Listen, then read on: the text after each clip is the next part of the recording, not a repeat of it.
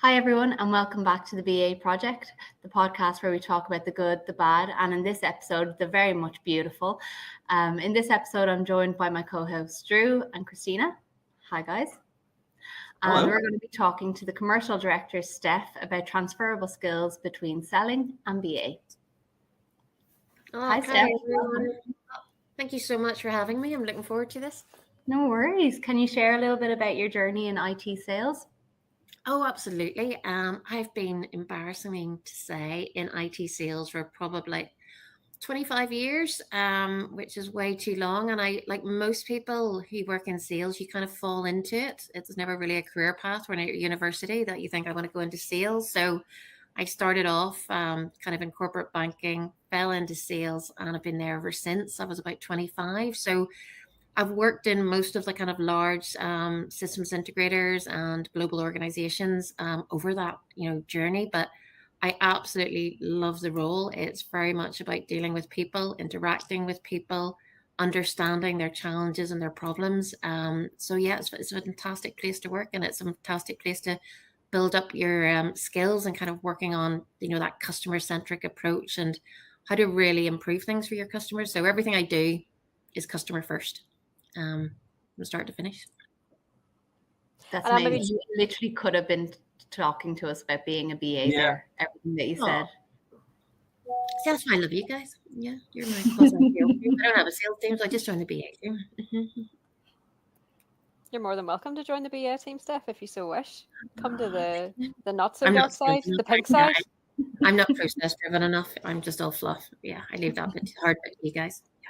But you did mention, Steph, your customer-centric approach, and that's something that we pride ourselves on, having a customer-centric approach as well. But we come in at a very different stage versus when you come in. So we'd be interested to understand how you fundamentally understand what your customers need, and if you see any of those skills sort of crossing over to what we do at a later stage in BA. We want to see if there's anything that you think is transferable or reusable in what you do versus what we do with understanding customer needs. Absolutely. I think they're so similar.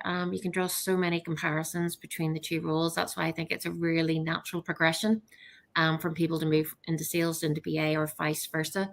In terms of, when I'm working with customers and trying to understand the needs, a lot of it starts with your basics in terms of knowing your industry, knowing the sector, doing your research, whether you're working in government, public sector, energy, utilities. It's understanding what are the wider, more kind of global or generic challenges that those sectors are facing. But then on a personal one-to-one with your individual customers, I kind of see sales at that higher level when it comes to understanding needs. And I mean that more on a light touch level. So I'm kind of looking at the more wider approach of what challenges is a business facing, what do they need to improve. That can come down to just inefficiencies, needing to improve margins, improve customer experience, all at a kind of higher level. And then the great thing that I see from a BA perspective, and what I see it as, is you're getting into the detail of what does that mean for the individual user. You're actually able to translate those high level needs and break it down into something that's actually delivering them what they want and what they need on a kind of one-to-one level, rather than me taking a more holistic,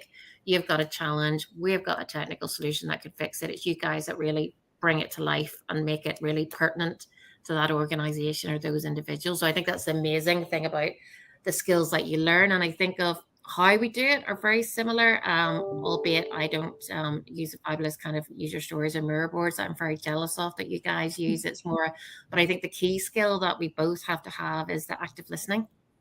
It's all about asking the right questions. It's all about taking time to hear what your customer is trying to tell you, being able to glean information from them, being able to get them to open up. Which isn't always easy because customers sometimes do want to share the challenges that they're facing. It's maybe a bit sensitive or commercially sensitive, or they don't really have permission to say everything's not great in our world. So you're really just trying to pick things out and let them sometimes even just identify that they actually do have a problem when they haven't really thought about it, or they thought actually there's nothing we can do about this, we're just stuck with it. So I think those kind of skills and the ability to communicate, to articulate, to build confidence, to build relationships, those are the key skills which I really think work across both occupations and jobs. And that's where the similarities lie. If you don't have good relationships with your customers, if you're not building trust, you won't be successful in sales and you won't be successful as a BA. So that's why I think there's such a strong continuity between the two. I love that you mentioned active listening. I think it's so important as well, and both in BA and in sales and in the technical world as well. And when you're in front of a customer, I think definitely with me, my first instinct is to solve the problem. And you might be solving it too soon and therefore solving the wrong problem. And I wonder, is that the same in sales where a customer is presenting you with some facts? It must take work as a seller to step back and say, do you need a business analyst, or do you need a techie, or what is the right solution for you at this moment in time? Do I need more information, or do I need a business analyst to go get that for me? That sounds like it could be a similar challenge that you would have as well. Oh, you're quite right, Doree. It's really hard to stop yourself solutionizing from the start and kind of got, oh, you need one of those, right? I've got that, I've got your fix, because that's just providing a plaster approach, which isn't really great for the customer. We're both kind of, they're giving a high level view of their problems. I'm giving a high level solution without really delving deep, which is where I kind of say when we bring in the business analyst team, it's like, okay, no, because sometimes, it's not a case of we'll just replace say a paper-based system with a digital system and go, great, I've got a solution to all your problems. It's a case of, is that process actually right in the first place? And that's something I can't get into. That's where I got a sales steps aside and the BA team come in going, maybe there's a better way of doing it. We just don't want to replicate a paper-based system with a digital one. We really want to get under the cover and under the bonnet and say, have you thought about better ways of doing this? Have you thought about what your outcomes are? So that's probably where I kind of stop and start. But I've got to be very careful not to solutionize and kind of go, here's an off-shelf the product, because as a digital seller, we're really not adding any value to the customer. Anyone can go and buy an off-the-shelf solution that does a temporary fix, but we want to get deeper than that. So that's why it's important for me as a salesperson to rely on my teams that I work with, be that the BA team and the technical teams, to kind of come with the challenge or the opportunity that a customer has and say, right, it's over to you guys now. Can you delve a bit deeper and figure out, what's the right approach for them? Who do we need to talk to? Because I just don't want to come up with, here's a solution straight off the bat. Definitely not. Yeah, of course. And I think as well, with my sales hat on, if you go and provide that solution too early and you take a customer down a particular path that isn't customer centric, yes, you're going to get that revenue. You might get it earlier, but you're not selling into that customer again, and you're not going to grow that account. So you really do have to take that holistic view you were talking about a minute ago. Oh, and definitely when you're dealing, I deal with a lot of public sector customers, and, specifically in public sector more than private, change is really scary. They don't like change. And if you try and just onboard a new solution or a new way of doing things, you can get an awful lot of resistance. So, the whole element of change management is so key. And you can only do that by actively listening and talking to all those end users. If you try and force a solution on them or a new system, they're just going to be reticent to using it. They're just going to go, oh, it doesn't work. Don't want to know. You get bad feedback, and it's just because they haven't been engaged in the process of designing it. So, I think it's really key that, we do those processes, we engage with everyone around the table and get them brought on board, because it's just not as simple as saying, we're introducing a new system, away you go. And we've all had that, and everywhere that we've worked, someone's brought in a new system, we go, oh, what was wrong with the old one? We like the old one. Why have we got the new one? You've got to be able to sell the benefits to the end users. And you can only do that by kind of asking them individually, what is it you need us to deliver, and making sure that we do that. I think it's really interesting. Yeah, I think it's really interesting, because when you talk about customer centricity, it's hard to know sometimes who is the customer, because at that point when you're selling, you're usually at a different level than the people who actually might be utilizing the system. And it's hard for, as a BA, I think, but also maybe as a seller, to actually tell that person in front of you, look, you're not actually the person that you want to convince. It's your workers that you need to convince, and try and getting those people to understand how to collaborate and communicate, which is our next topic, with all of their staff, to make sure that it's not only that we're customer centric, but it's actually that the project sponsors within the client space are actually customer centric for their own people as well. Oh, that's so true, because you just made me think about it. Probably, my contacts, I'm kind of, your digital officers or your IT directors, your CXOs, they really aren't the customer. They're my customer in the sense of it's, I'm going to kind of go, do you want to work with us?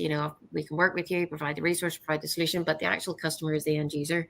So it's very different. It's not going to be a lot of the time that we deal with, the technical lead who is the owner of the solution. They're just facilitating the introduction, because a lot of the time we're dealing with finance departments, HR departments, business, departments.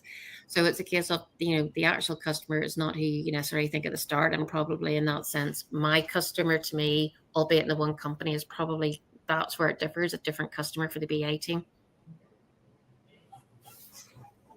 And Steph, you mentioned there about the collaboration and the communication with your team. For us, like there definitely are practices that we would collaborate with more. Like we have had some guest speakers on. We've had like solution architects, and we talked about the collaboration between BA and SA and funkies and techies.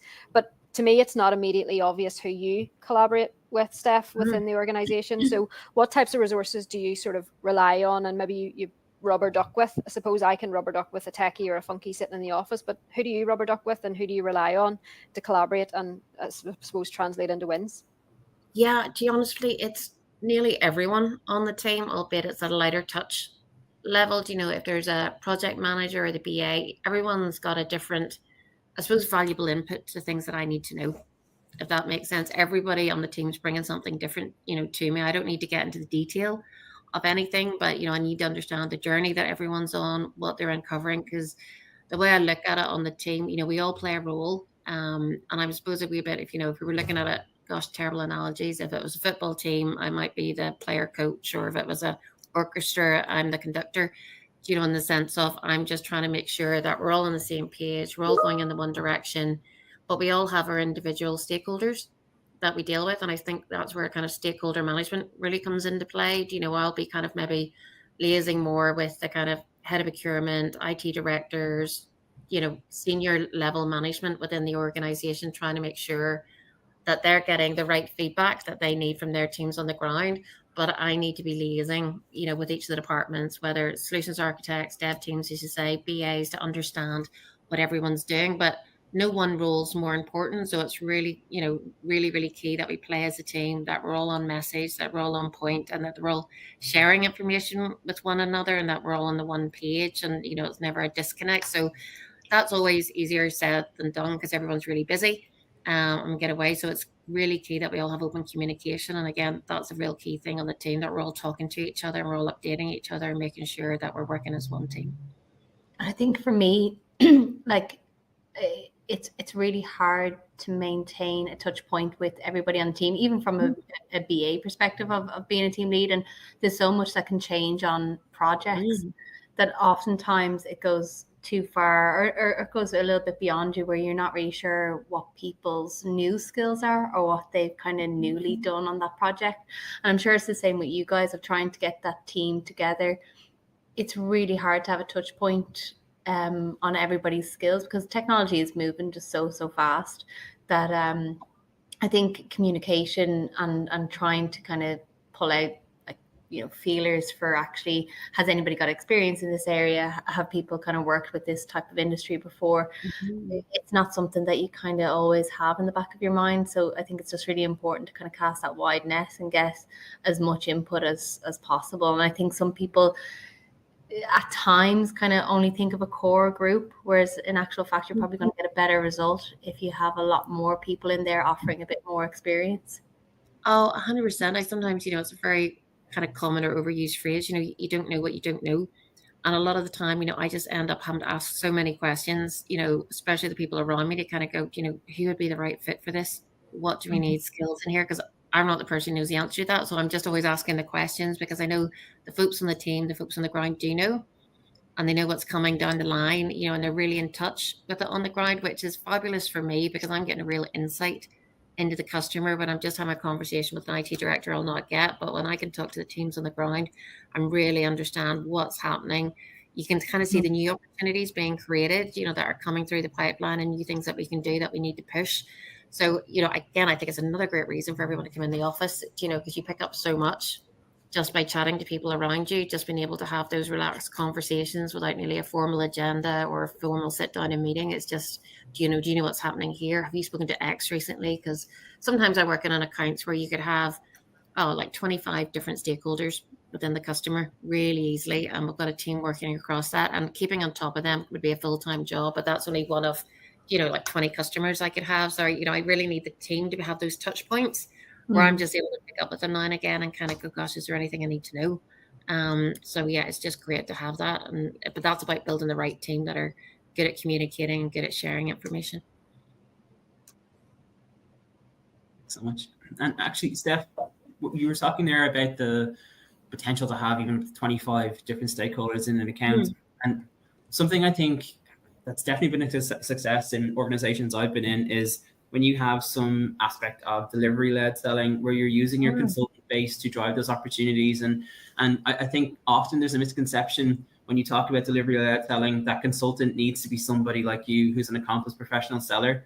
But definitely, I think for this podcast, and we're lucky to have you on here to kind of sell the message that you just need that consultant to crack open the door, to start the conversation, to make the intro, and anybody can do that. Oh, do you know, absolutely. And it's an interesting one. I'm not saying that, you work really hard as a seller to build trust, with your customer, and that comes over time and, demonstrating that you can be trusted and doing the best for them. But yeah, customers, trust the technical community a lot faster than they trust a seller. So when you get someone on the technical team going, I think you should be looking at doing this, they're not thinking, oh, they're just trying to get a new contract out of me, or they're trying to make money. They're going, you know what? They're honest as the day is long, and, they're doing the right thing for the business and the right thing by the organization, not trying to sell me anything. They're just letting me know this would be a really good thing you should look at. So it really plants the seed and opens the door when you've got, your teams on the ground making recommendations to the customers of things they should be looking at. So they just need to plant those seeds, kind of going, have you thought about doing this? Have you thought about doing that? So they're not getting what a lot of people, feels the hard sell from the salesperson going, here's 10 things I want to talk to you about today. You see if you'd want to, move forward with one of them. We're planting the seeds along the way, and it's all about helping customers, develop the idea themselves. It's like anyone, you plant the seed and then they start working on it themselves and going, actually, should that be something we should be doing, taking it away? So it becomes more organic than me just taking things to them and saying, right, okay, I want to talk to you about X today. We've really started the process at the ground roots level, which is fantastic to make, a sale a lot quicker and a lot easier. And thinking about technology and the rate of change and having the right people in the room, if we talk about adaptability and change management, do you feel the need to stay on top of trends within the tech industry or within whatever industry? Do you think that that's important? It's so important for being relevant. You can't be relevant to your customers if you don't know what's happening in their environment, and it's just showing them, how much you care about what they're doing. Or else it's a wee bit, it goes for it's a bit rude to going up to a customer and knowing nothing about them. You want to be able to talk to them in real terms about their challenges that they have. So I spent a lot of time working with kind of wider groups, whether it's kind of IOD or CBI, to try and get to the bottom of industry trends, or just networking events, and going to conferences to try and better understand what's happening. What are the challenges that, are impacting my customer base? So I'm really aware of it when I go and talk to them, and I talk at, never at a deep level, but at a high enough level that I understand what's going on. But I think, to stay relevant, people want subject-based experts. Now, I never need to get to that level of being a subject-based expert, but, we need them in the team, and the only bit is by talking to our customers and building that excellence. I know the teams I work with, I've worked a lot in education. The teams that we have working in education have really built up expertise that we could take anywhere. They really understand what's happening, and they can apply that to so many other institutions. And, I think that's the benefit of being able to share what you've done elsewhere, why it works in a certain environment is really important to give, again, customers the confidence that they're making the right choice to make a change. Because we find all the time, it's very simple in a tender environment. First questions you get asked, show me where you've done it before. Yeah. So if you're asking someone to change what they do, you've got to be able to demonstrate where you've done it before, why it works, and why if it's benefit to them. So I think it's really key that we stay on top of that, and we can actually share that information with them. But even as you mentioned earlier, Catherine, in terms of technology, it's so fast moving, that, I find hard to keep up to date with, and luckily I try and stay away as much as I can from the technology and focus on the business challenges and issues, and leave that to the technical team, to stay up to date, because that, if I don't solutionize, I don't need to know the technology so much. I just need to be able to articulate to my team what are the challenges the customer is facing and bring in the experts to take it to the next step. So I think it's really key that we all just play, I'm not saying don't move outside your role, but, play and role. Everyone's got a job to do. Stick within, your parameters and hand it over to the experts when that's the time to do it, rather than holding on to anything. So I think that's where it really works well. And I think that's a nice incentive for BAs to get involved in selling if they can within their own company or within their own industry, because it's not as scary when I know that I don't have to be the seller. I just need to be the person who understands the business, has done a bit of research around the business, and can talk to those people about what their problems are. And that makes it easier for me to step into it, I think. BAs are natural sellers. From what I've seen, they've got all the skill sets that a salesperson have, and probably more because they go into the detail, to be quite honest with you, so they can actually, talk more to the customer about it. So in terms of really strong communication skills, really strong listening skills, being able to understand challenges, but take it to that next level. Do you want to help, identify how they can solve it, and having that customer-centric approach to how can we do things better. I mean, they're ideally positioned to be a seller. But they are sellers in my mind. The only thing they don't have to do, which is the horrible bit about being a seller, is carry a target. And that's the only kind of one difference of being held to a target and judged on a target, but you're literally, what they do is just a variation of selling. And I would say at a deeper level, to be quite honest with you, it's just, we're more of a light touch across the board, but you literally get into the details. So a very, very natural transition, I think, between the two roles. And in a day-to-day way, BAs are so involved in change management because we're there to sell the benefits of a product. We're there to sell the benefits of a process re-engineering or moving from paper-based to digital. But in a way, the seller, or even in some cases maybe a customer success manager, would also would see kind of change management in kind of action, because of they might have their kind of counterpart saying, well, we don't want necessarily this, or we can't move it that fast. So how do you deal with that kind of resistance to change at that level? Yeah, kind of objection handling. Yeah, it's kind of objection handling is really, a key part of, sales as it is kind of a BA, and it's really getting to the root cause. I think with everything, it's always understanding where does the objection come from, because, a lot of the time, my perspective, we're maybe trying to sell in solutions which are replacing someone's job, making them more redundant, and it's literally as turkeys voting for Christmas. So it can be a really hard discussion of why would I look to do that? This doesn't make sense for me. So again, it comes down to, selling the benefits right across the board, trying to individualize those benefits, and trying to make sure they're personal to the people that you're talking to, because that varies from one person to the next in terms of stakeholders. What's important to that person. Some people want more time back.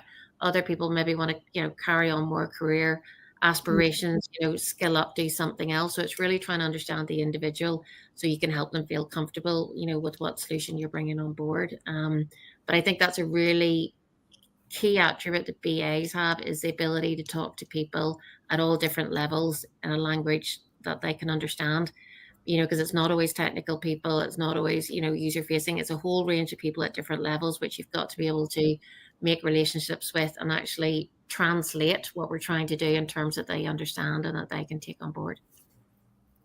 And Steph, can I ask, it's maybe controversial, but on the topic of resistance. So for anybody that doesn't know you, I know you very well, so I know how successful you are, and I've been to your events and I see what you can do. Christina, I'm really worried. So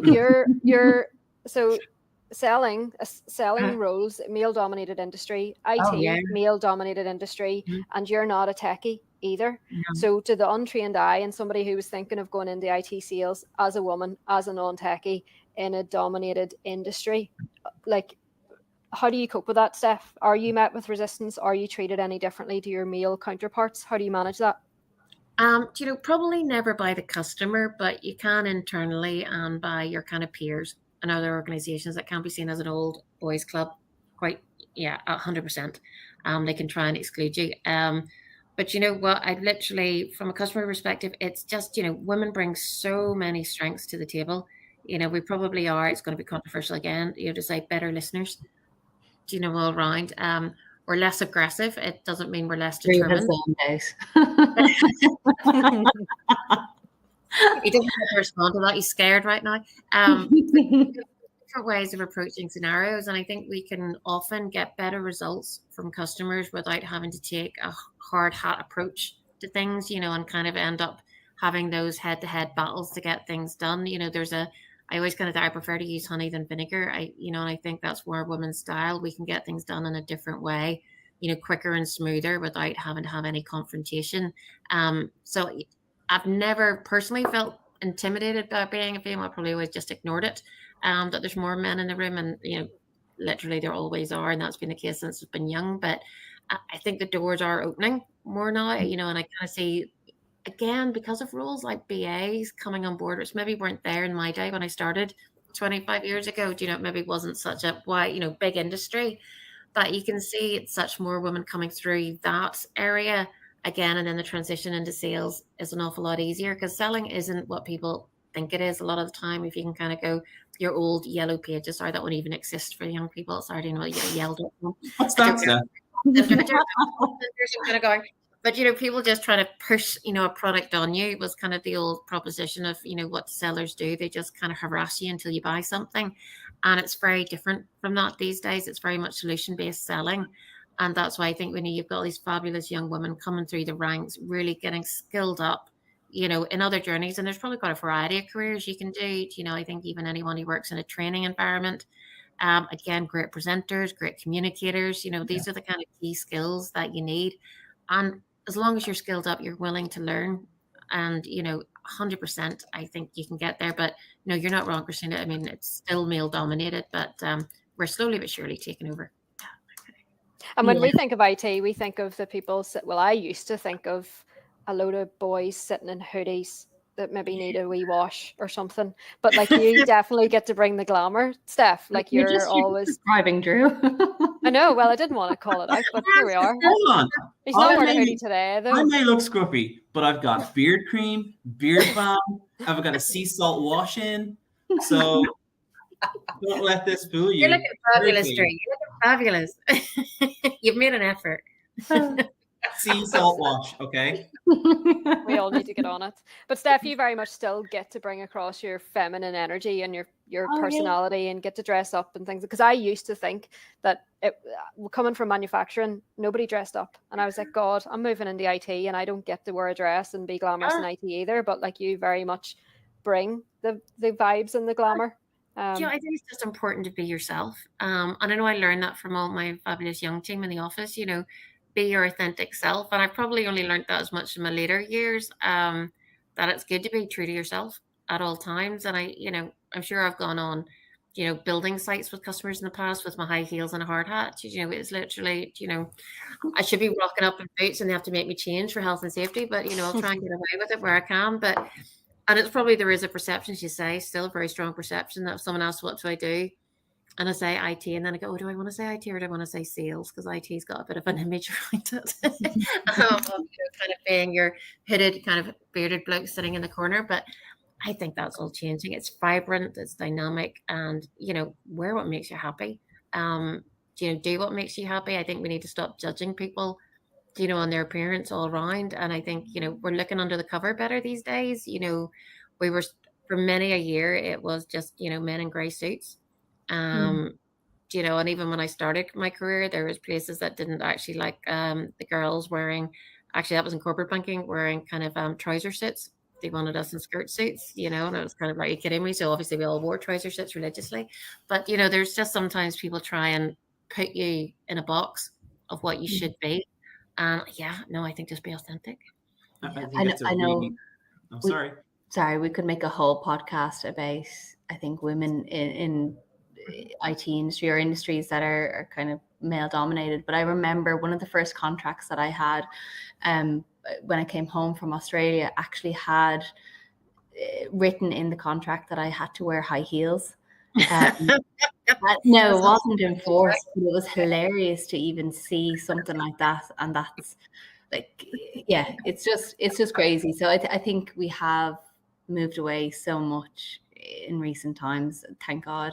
So hopefully that image of like the golf course or whatever, I think that's kind of and I think it's right. BAs is such a it's kind of like, in my eyes, it's such a trendy role. I just love it. I mean, you guys get to do the great bit. I love seeing mirror boards in the background. I just want to have one myself so I can plan my life. I just want these post-its everywhere.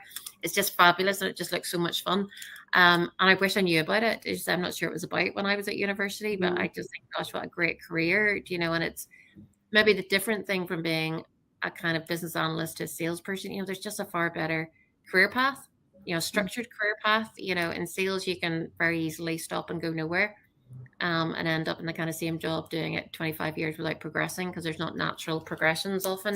But what I love just about saying in the business analyst, it's just, you can actually go up the kind of ranks to become more senior and practice leads. And, I think it's fabulous to have those kind of skill sets, behind you. And I think they're so useful in so many different careers that even if someone just wanted to try it out for a year or two, and see if they liked it, it would not be a waste of time. The skills you would have picked up, you'll be able to take with you no matter what you do. So, I think it's a fabulous role. And skills that you can take into selling, if that is somewhere you want to get into, because you've already done your active listening, your stakeholder management. Well, you're doing all the hard bit. The only other bit you have to do is track your number and your target. That's it. You're literally doing all the hard work. You're doing the same work. Just the difference is, you got to own a target and track it. But there's very, very little difference between the two, I can honestly say. Need to take Steph on a recruitment roadshow. Yeah. Absolutely. Find all those people that didn't know they wanted to be a BA. Well, I was just thinking about this the other day when I was looking at, the kind of courses that are out there in university. I mean, there's no such thing as a business analyst degree. Is there? Everyone either does business or IT, and they kind of, again, you've got to convince people don't know about it, but it's such an amazing kind of combo between the two, and such a great career to get into that will actually, especially for people with, business or management degrees and don't know really what they want to do. I just kind of go, wow, okay, that's a really good place. I'd say it's really better than going into sales. Go in to a place where you get the skills and experience and the proper training, and then move into sales. Yeah, 100%. You mentioned Miro there, Steph, which is just our... I'm going to get a free license. I have a free license. But that's where our bread and butter. I don't know any of us, like we wouldn't be able to function without it. Are there tools and techniques that you use in your daily work as a seller? I'm probably saying there probably should be, but there's not so much as a seller. I mean, over the years, as I've been doing this a long time, there's so many different courses that I've been on, and a lot of them are really around solution selling, are the kind of key things you do as a seller. And again, that's really, and again, whilst it's not tools, it's just more kind of an approach about trying to get the information out of people and the active listening. There's no technical tools that we use at all. So yeah, it is morely about processes and skills, and and how to talk to people, how to ask the right questions, how to get the information you need out of them, how to qualify opportunities, etc. I mean, there are certain kind of tools you can use in terms of tender preparations, etc. But yeah, no, there's nothing prescriptive, which I kind of miss, as I say, because I kind of think, when I see you guys with the tools, I kind of go, wow, that's fabulous. It really helped me track my thoughts. I'm sorry, like, I think they're great planning tools that you have, which I just think are fabulous. But Steph, how do you remember everything? It's really badly. I'm kind of going, yes, it's all in OneNote, and it's all in a notebook. Now, we do use CRM systems, in that sense, where we capture kind of all our customer data. Yeah. So we use CRM, to track opportunities, to kind of profile customers. But yeah, it's very much, making sure you're a bit religious about note taking, following up. Thankfully, the search functions these days on your inbox are fabulous, and everything else that you can find everything you need on Teams that you've stored somewhere. It's hard to lose anything. But back in the day, gosh, when I started, you're kind of going, where did I put that? I have no idea.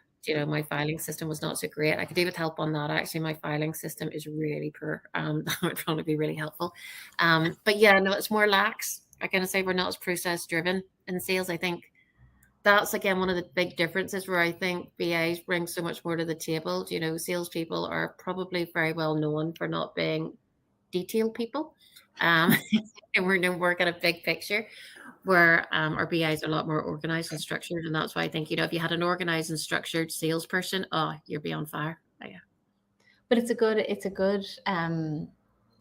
suppose it's a nice overlap in technique there, because I think sometimes we have the tools, but we probably have an over reliance on, say, transcript from calls, videos from calls, note taking in Miro, that I would say that sometimes we lose the technique of being very clear about our note taking, maybe.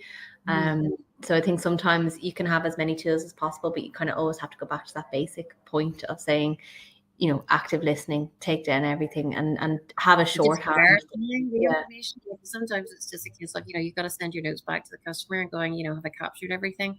Because sometimes, you're so busy listening and talking and note taking that it's just hard to keep on top of it all, and kind of, sometimes you've captured everything, but did you capture the more subliminal messages of things that are coming through? Because you're so focused on, have I got all the content, that sometimes I'd nearly say, if you've got really important meetings, or if we were doing tender, demonstrations or presentations, you want a couple of people in the room, because it's very hard to talk and listen at the same time. Do you want to take notes? Do you know that you need someone kind of reading the room, understanding what's going on, picking up on what's going on and asking questions, and someone being a bit more structured of walking through the information, because it's very hard to do both at once. Thank you very much. Steph, sorry, just from one. I have a question. I don't even had to pose this. It's kind of a nerdy sales question. With your, excuse me, if that can exist. With your experience from organization to organization, have there been like ways in which that you or your maybe your people leader have gone about measuring sales or sales success that you found useful, maybe one over the other? So is there a way of reporting or looking at your pipeline that you found, yeah, this works for me? Like, so it could be something as simple as revenue, margin, opportunities. Is there like your go-to when you're planning out your week, your month, your financial year, that are your ultimate metrics that you need to hold yourself accountable to? And every organization I've worked in has always done it a wee bit differently. Some organizations just purely focused on kind of new order value. Other ones were maybe just billings. Then other ones didn't look at margin. And then, other companies going, it's all about the margin. And you maybe find when you work, when I've worked for like a large global, sales organization, they don't so much focus on the margin, because the products that you're selling or the solutions that maybe been about for years, that, the margin is very, very, very high. It's kind of resold, hundreds of thousands of times, that, it's not a case of margin on a new deal. So it's very different that, it's a set price. You might get discounts. So, but then, where I'm working currently, very much margin, is at the forefront of everything we do. But yeah, I think in terms of pipeline management, as we always say, it's all about, creating the funnel. You've got to keep putting more and more opportunities in, because things will qualify out and fall out. So it's all about we call it currently where I work, you call it new business development or upstream work. It's all about trying to get those new leads and those new opportunities. Because sometimes, when you're working on a large opportunity, you get sucked into it and it takes up all your time. And once it closed, and it could be very successful and you win it and deliver it, but then all of a sudden you go, oh, I've got nothing else coming. So you're permanently having to kind of, juggle a number of pies all at the one time, just to try and make sure, because not everything will happen, and in sales, you're lucky if it's a 1 in 3 kind of success rate. And, you've got to spend, and sometimes, the sales cycle can be really long. It can be like 12 to 18 months. So you're really, trying to balance things. And I know Art often, current will have to balance between, what am I working on now that's billing, and what have I got coming in 6 months to 12 months time. So I'm always having to look ahead. You can never sit in the present. You're literally, because the downside of sales, or the one downside is, you're judged on your number by and large. That's always the downside. It's not so much what you do, but just what you actually achieved, which is different than other roles. And that's one area I think where people don't like going into sales. On that basis, now you can get some great firms who, maybe focused on effort, more than the number, but it is unusual. To be honest with you, it's all about the number at the end of the day. But do you know what? If you're doing all the right things, I kind of say it happens. It literally, if you're doing all the steps right, you're talking to the right people, you're working with your team, you've got open communication, the sales will come. So as much as it's just, keep the confidence, it will happen. You're doing everything right, and it's just keep following those steps, and it will absolutely happen. Yeah, and that kind of leads us nicely onto the next topic of career growth and learning. Because I think they're really nice words for people to think about if they're starting off their career, or even moving from BA into seller role. What is your advice to give to those people? Do you know, when you're young, I kind of think we all focus too much on, having this really planned out career path. And I think you can never plan your career. My career path, I studied law, went into corporate banking, ended up in sales. There was no path there whatsoever. It just, life happens. And I think it's really important to just get as many experiences under your belt when you're young as possible. There's no wrong role. Everything or every job that you do, you will learn something new from it. And that's the way to look at it. Go and try new things. You've got your whole life, unfortunately, to be working. It's a long time that you're working. So try new things, find out what you like and what you don't like. But you're always picking up skills as you go along. And I'd kind of say focus on the skills that you're picking up, focus on the experiences, rather than focus on, I'm in the right job, I'm doing the right thing. That will happen. And all of a sudden you'll kind of realize there'll be a light bulb moment where you go, that's what I want to do. I find it, that makes sense. Or finding the right fit in the company. And that can mean moving company and moving career like every couple of years, but do that when you're young, when you've got the opportunity to grow and develop. There's no one set, plan for you. Just embrace it, and go with it. Everything will benefit you. And, for me, from a learning perspective, the most I've ever learned has never been on a course. It's always been from the people I've worked with. Sometimes you really get lucky that you work with fabulous people, and that doesn't necessarily mean your leader. It can be your teammates, your peers, the people that work for you. Sometimes you just get really lucky to work with inspirational people, and you just gain so much from that. So I think embrace every opportunity, that comes your way, and don't focus on the end goal too much. Life's too short and you've got a long time working. Yeah, we actually, one of our first podcasts was around kind of where we've come from, and our career trajectory has been very similar in terms of all three of us have kind of our first step was not BA career. So and like one of the things out of that was all experience is good experience. You're never going to have a situation where, even if it's a really bad environment to work in, that tells you a lot about who you are and what way you want to work. So I think it's so important for people to not get stuck in kind of career mode too early, and actually think about, okay, actually I need to get out of my comfort zone a little bit. No, it's really key to push yourself. I think, it's all too easy to kind of go, it happens so often. You kind of think, how am I here 10 years? It feels like, I've been here since, 6 months. It's that kind of, focus. If you're not happy, look for something that makes you happy. You don't have to stay where you are. Just be confident in yourself and your abilities. And as I don't let anyone determine your own self-worth. You might be in the wrong company that doesn't value you, but that doesn't determine who you are, what you know, or what your expertise is. You just go and find somewhere else that does. Yeah. I'm gonna go do my CV up. You're right, Steph. Thank you for giving me the inspiration. Oh, it's been my absolute pleasure.